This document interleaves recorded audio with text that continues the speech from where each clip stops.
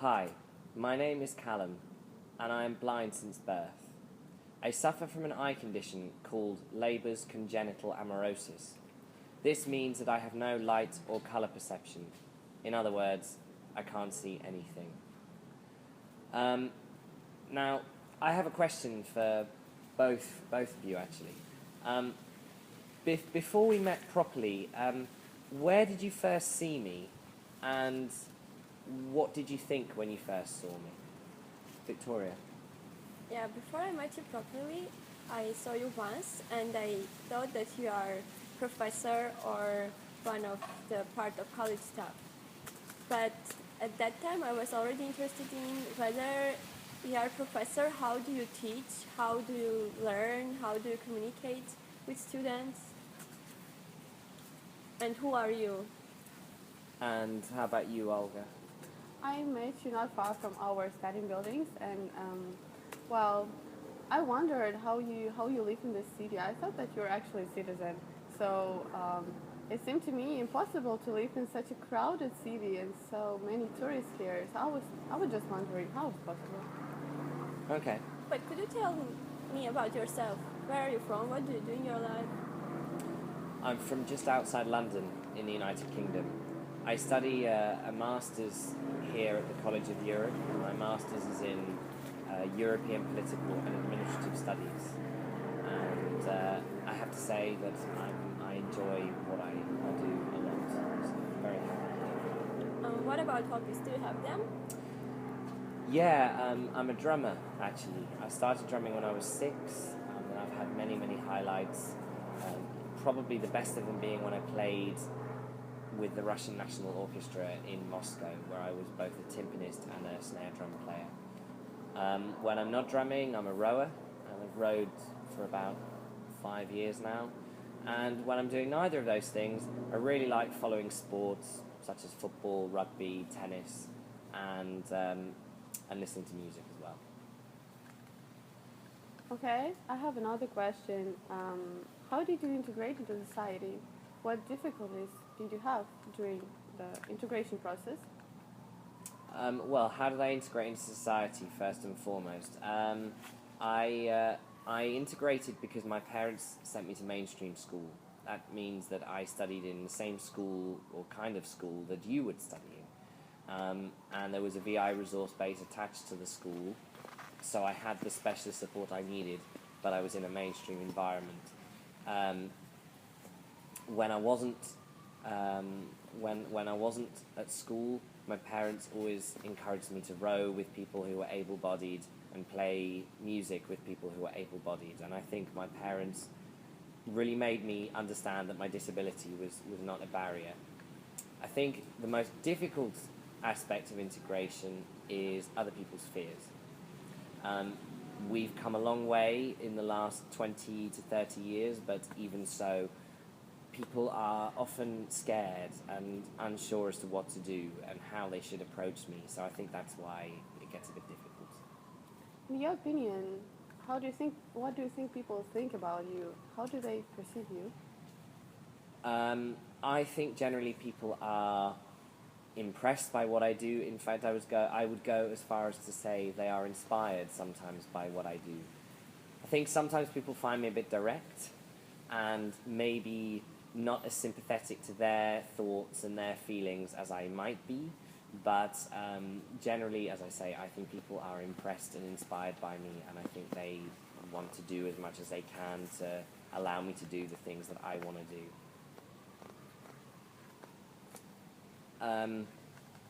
And I have another question for you. How did you feel when you first guided me? Because that's often something that people find really difficult. So I'll start with Olga. Okay, the first time I guided you, it was in Antwerp. We went there on a study trip, and I speak with Callum before for some time, not a long time, and then at some point of time he touched my elbow, and I understood that he wanted to guide me. He wanted me to guide him, and that was a sign for me that I wanted actually to do this. So I was feeling quite confident in the process, And either way, it worked out quite good, I think. And you, Olga? Victoria, sorry. When I first guided you, I already knew you a bit, but I was still nervous because it was something that I haven't done before. But at the same time, it was something interesting and pleasant because I was sure that you are going to turn all my mistakes into the joke. But I still wonder what kind of mistakes should we avoid when we meet you? I think the main mistakes to avoid are just, first of all, don't point with blind people, because that's never going to help them very much. And but the main thing I would say is avoid the fear of making mistakes, because we all make mistakes, including my family. For example, my father was teaching me how to ride a bike, and we were running along, or he was running along and I was on my bike. He told me to go left instead of right, and I came off the path, over the grass verge, and fell with a splash into the Basingstoke Canal. And my dad tried to pull me out of the water and only succeeded in falling in as well. And a couple saw us, me in the water, my dad in the water, bike sinking, and they just went, "Everything all right?" So that's a good example of don't worry about making mistakes. You will make mistakes. It's inevitable. Okay, actually, I have another question to you. I know that you're using Facebook frequently. I want to know how actually you do this. So I'm now opening Facebook. I have a Braille computer, and I'm opening Facebook on it now. So I've now got my Facebook open, and I'm going to go to my messages, because I feel like writing to both of you at the moment. So I'm going to find the message that I'm looking for, and I found the message with you both in. So I'm now going to start typing, and this is what my typing looks like.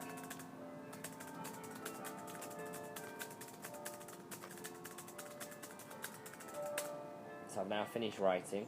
I'm going to send the message now. You send it? And it's now there. Did you receive it?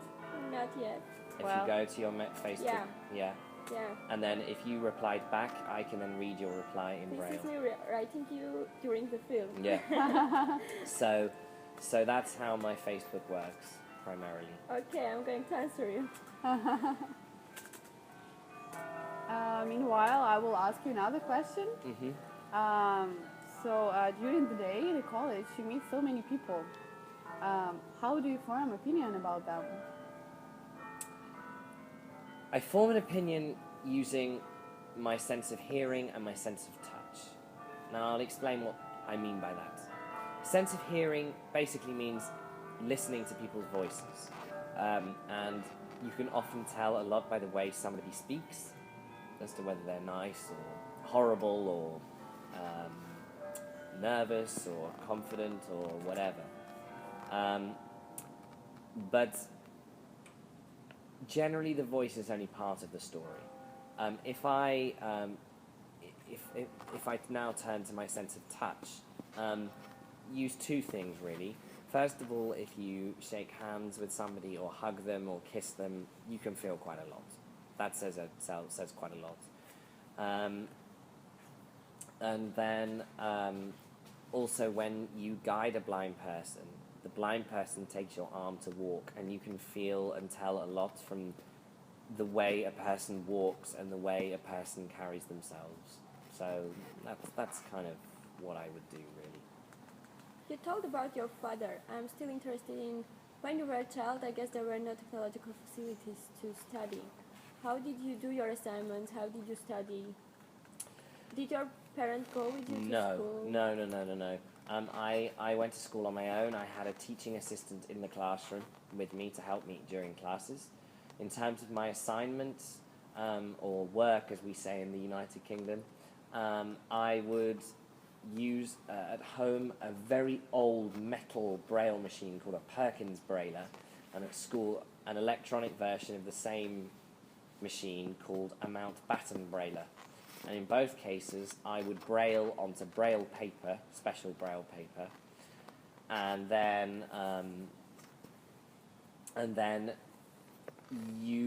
that somebody would write what I had written in print so that the teacher could read what I'd written, because none of them knew braille. The first version of my braille computer came out when I was 10. It was much bigger and able to do much less than the machine I have now, but then I was able to produce work on my braille computer and then print it off so that teachers could read immediately what I'd written. I know you speak 4 languages. How did you learn them? Well, I started learning French when I was 9, had a tutor at home, and when I'd finished that, then I'd started learning Italian when I was 13. I was still doing French as well. And at 17, I started Spanish. In terms of how I actually did it, well, I just used my ears, really.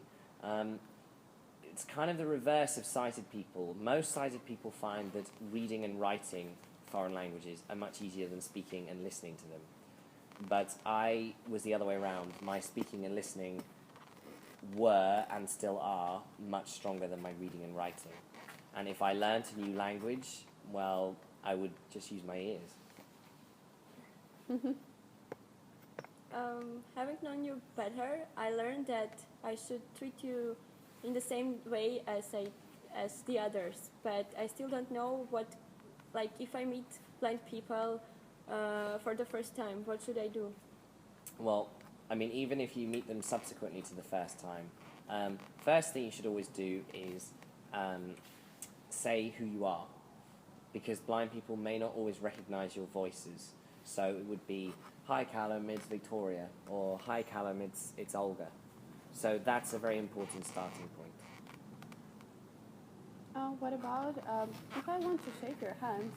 What should I do? So the first thing you do is you put your left hand on my right elbow, and then that I reach for you, and then I shake your hand like this. Good handshake. And and it's I should say at this point that most blind people should know when you first meet them that you shake hands with them. But if they don't react, then what I've just explained to you is a good way of doing it.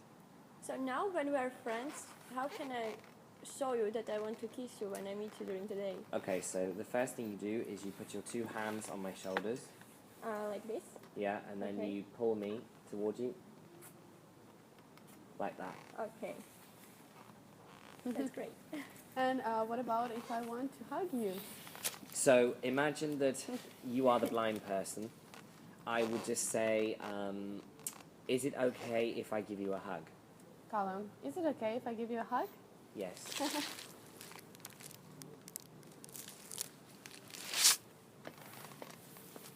Well, after I got some more information, I feel more confident.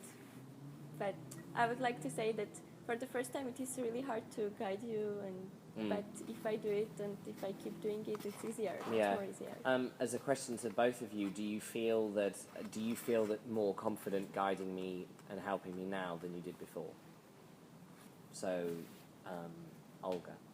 Yeah, I feel much more confident after talking to you, after you gave me some instructions regarding how should I approach you, how should I talk to you, how should I behave when I'm guiding you, and I find it really useful. I learned a lot from being with you, from speaking to you, and Yeah, I think we have a lot of things to share together. Okay, well, that's good. And I'd like to sort of end my questions for you by saying, what advice would you give to somebody who found themselves in the same position that you did, starting with Victoria? Okay, probably I will say that we are all different in our own way, but diversity is not only about whether a person is blind or not. It's about treating someone in the same way as the others. And as Callum says, we just have to try to do our best and try to not be afraid of making mistakes and do not think about consequences of our mistakes. What about you, Olga? I think you should always approach a person like Callum and never be afraid of doing that. And in the end of the day, the communication between us is so real and is so great. So just do it. Okay, that's good. But I still have a question. What is the thing that you love the most in your life? This may surprise some of you, but the thing I love the most is my blindness. And there are two reasons. First of all, it makes me different, but it's part of who I am. And secondly, it opens doors that would not necessarily be open to people who are able-bodied. And that aspect I really, really like. So I think that's the aspect I love the most.